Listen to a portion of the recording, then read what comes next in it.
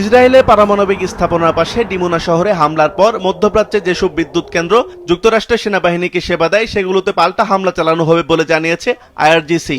এছাড়া ইসরায়েলের মধ্যাঞ্চল, পশ্চিমাঞ্চল এবং অধিকৃত পশ্চিম তীরের হেরবন শহরেও হামলা চালায় বিপ্লবী গার্ড বাহিনী।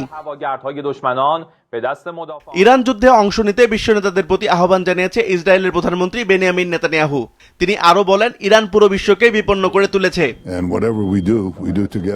ফের ইরানের একটি হাসপাতালে হামলা চালায় যুক্তরাষ্ট্র এবং ইসরায়েল। দেশটির দক্ষিণ পশ্চিমাঞ্চলের শহর আহভাজে এই হামলা চালানো হয়। এছাড়া রাজধানীর পূর্ব ও পশ্চিমাঞ্চলেও ক্ষেপণাস্ত্র হামলা চালায় ইসরায়েল। আব্বাস বন্দরের একটি রেডিও স্টেশন, ইস্পাহান ও কারাস প্রদেশও হামলা চালিয়েছে যুক্তরাষ্ট্র এবং ইসরায়েল।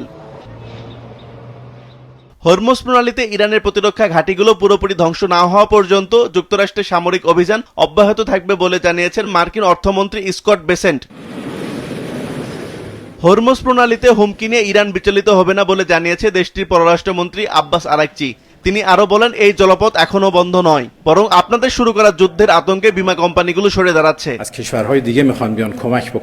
হরমুজ প্রণালীতে চলমান সংকট নিরসনে ইরানের পররাষ্ট্রমন্ত্রী আব্বাস আরাকচির সঙ্গে টেলিফোনে আলাপ করেছেন ইউরোপীয় ইউনিয়নের পররাষ্ট্র বিষয়ক প্রধান কাজা কালাস। আরাকচি ছাড়াও তুরস্ক, কাতার এবং দক্ষিণ কোরিয়ার প্রতিনিধিদের সাথেও কথা বলেন কালাস। ইরান যুদ্ধের কারণে ব্রিটিশ অর্থনীতির উপর সম্ভাব্য নেতিবাচক প্রভাব মোকাবিলায় আজ সোমবার একটি জরুরি বৈঠক ডেকেছেন দেশটির প্রধানমন্ত্রী কিয়ার স্টারমার। হরমুজ প্রণালী নিয়ে ট্রাম্পের আলটিমেটামে বিশ্ববাজারে বেড়ে গেছে তেলের দাম। অপরিশোধিত তেলের দাম $113.44 দাঁড়িয়েছে।